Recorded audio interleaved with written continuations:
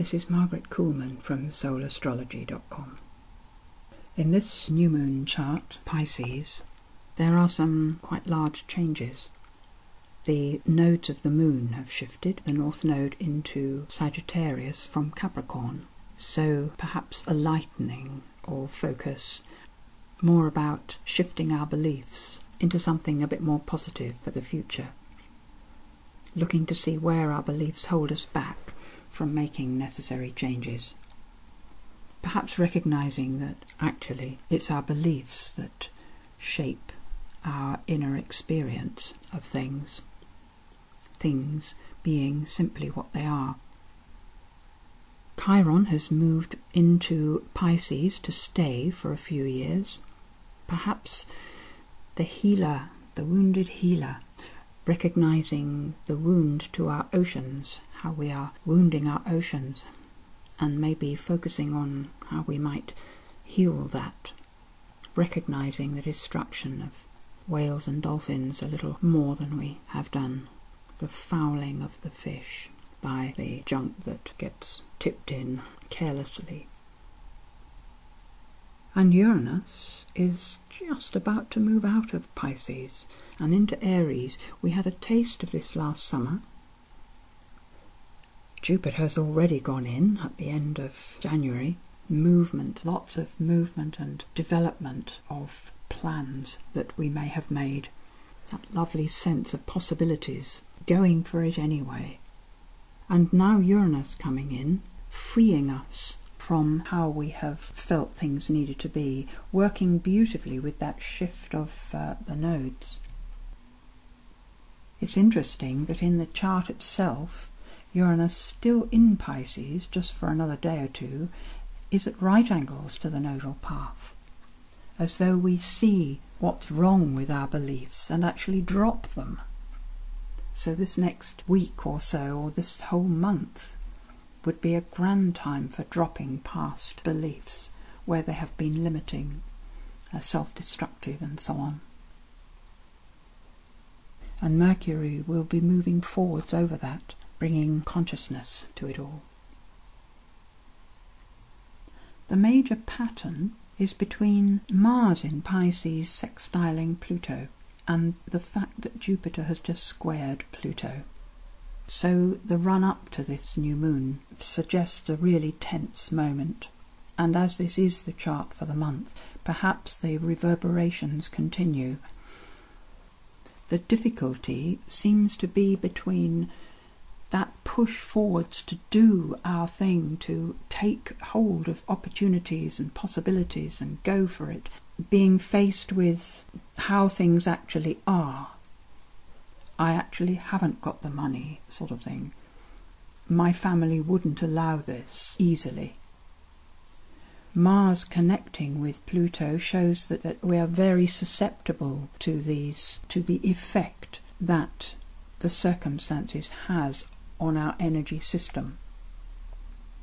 So although we feel the push to go forwards, we may not have the energy to back it up. Important to see where your energy is going, why you may be short of it. Because Mars in Pisces is subject to that whole Piscean feel of having no boundary, of all is one, enveloping everything and being enveloped by everything. If you have no boundary around your energy system that serves your body, your energy will be draining away to wherever there is a need for more energy. Our energy is meant for the survival of our own body, for the well-being of our system. We are never meant to give it away. The energy we use to work with other people is the overflow. We drain our own energy off, generally, through our thinking, through our beliefs, through our emotions. So any sense of guilt that you may not have done something you should have done, the second guessing yourself when you just did something and then thought, oh, that was the wrong thing. Any sense of blame for other people, anger, revenge, a desire for revenge, it uses so much energy. you can end up being apathetic, just what's the point feeling. So any of these emotions, if they're running in you, if you notice that you've got any of them in your lack of energy, is a sign of what it is you need to let go, what negative beliefs are actually still running. If you have no negative beliefs running, you should have boundless energy. Unless, of course, you're letting somebody else's negativity draw it off you, somebody else's need or dependence. The message is clearly to take care of your own body first. Take your time, the time you need for your own well-being, before you go out into the world and give. Or otherwise you will not have energy to do the things that are for yourself. I think this whole problem eases out over even the first few days of the month. And I did notice there's one beautiful point, the 16th of March, where Mercury actually joins Jupiter. It'll be well past the square to Pluto by then, and Mars also will have moved out of that position.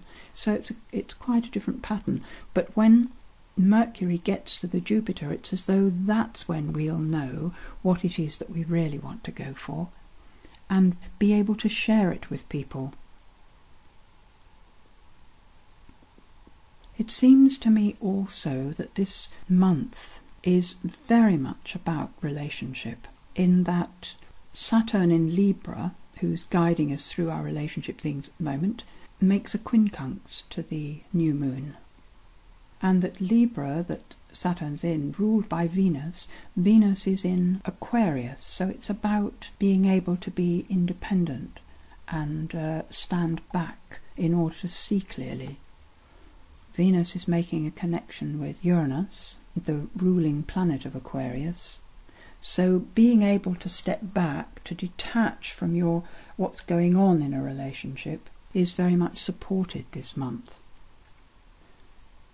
And I have written more about that in my new moon letter on my website. The contemplation for this new moon follows. Take a moment to consider your past achievements, however apparently small they may seem. How much credit have you given yourself for them?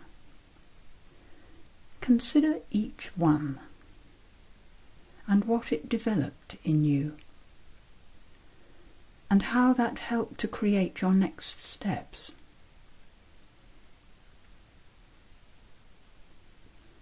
Let yourself smile at this path in your life, however meandering it may seem, however obvious it looks. You are still on your life path, not at the beginning nor at the end. The landscape shifts and changes as you go along. People come and go. Moods and desires change. All is ebb and flow. Soften your inner gaze so that you take in the larger landscape that surrounds you, sensing the colour, the distance, the space. There is no need to know a destination. Your life is an exploration of each step you take. Just open your eyes and explore.